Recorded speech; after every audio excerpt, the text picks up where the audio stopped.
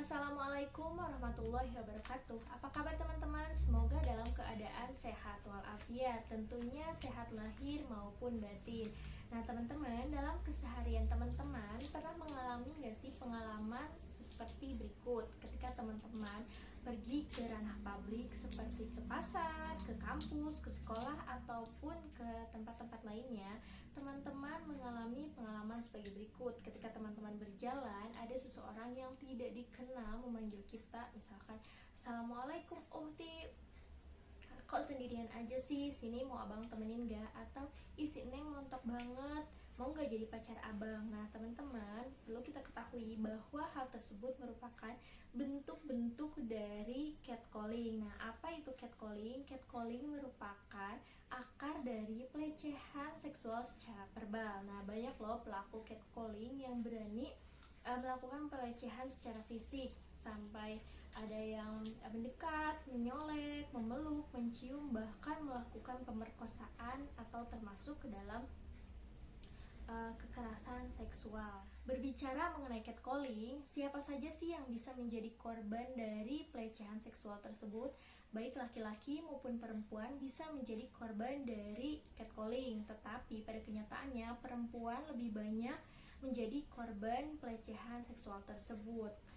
Nah, selain itu, catcalling juga tidak memandang status. Nah, bisa terjadi kepada siapa saja yang sudah menikah ataupun yang belum menikah, serta tidak dipengaruhi oleh apa yang dipakai oleh perempuan itu atau korban itu, baik yang mengenakan hijab atau pakaian tertutup ataupun yang mengenakan pakaian terbuka, tetap bisa menjadi korban dari catcalling. Indonesia menemukan temuan bahwa pelecehan seksual itu terjadi sekitar 18% pada korban yang mengenakan rok dan celana panjang, 17% terjadi pada perempuan yang berhijab, 16% terjadi pada korban yang mengenakan seragam sekolah, 14% terjadi pada korban yang mengenakan baju lengan panjang, serta 14%-nya lagi terjadi pada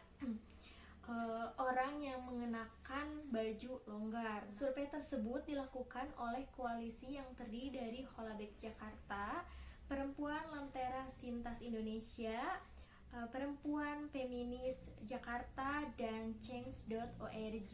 Lalu, apakah keluar malam menjadi akibat seseorang mengalami pelecehan seksual atau catcalling?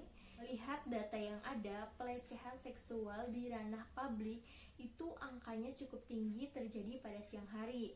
Nah, sekitar 25% terjadi pada pagi hari, 35% terjadi pada siang hari, 25% terjadi pada sore hari, serta 21% terjadi pada malam hari. Nah, hal tersebut menunjukkan bahwa keluar malam bukan menjadi akibat seseorang mengalami pelecehan seksual, karena apa yang kita kenakan, kapan kita keluar, itu tidak mempengaruhi kita menjadi korban dari pelecehan seksual. Nah, yang menjadi pengaruhnya adalah ketika seseorang memandang orang lain itu tidak sebagai makhluk intelektual, tetapi memandang seseorang itu makhluk seksual. Makanya ketika dia memandang orang lain itu, yang ada di pikirannya hanya pikiran-pikiran kotor saja. Dengan begitu, mari kita mulai menyuarakan untuk stop catcalling, baik laki-laki maupun perempuan.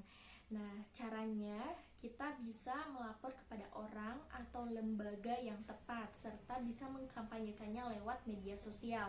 Karena perilaku catcalling ini bukan hanya menimbulkan rasa yang tidak nyaman, tetapi juga bisa menjadi ancaman untuk seseorang yang mengalaminya, bahkan bisa menjadikan sebuah trauma. Oleh sebab itu, mari kita sama-sama mengkampanyekan stop catcalling. Catcalling bukan merupakan sebuah pujian, tetapi itu sebuah ancaman, tentunya tidak nyaman untuk korban. Nah teman-teman, terima kasih atas partisipasi teman-teman untuk menonton video ini. Semoga bermanfaat. Wassalamualaikum warahmatullahi wabarakatuh.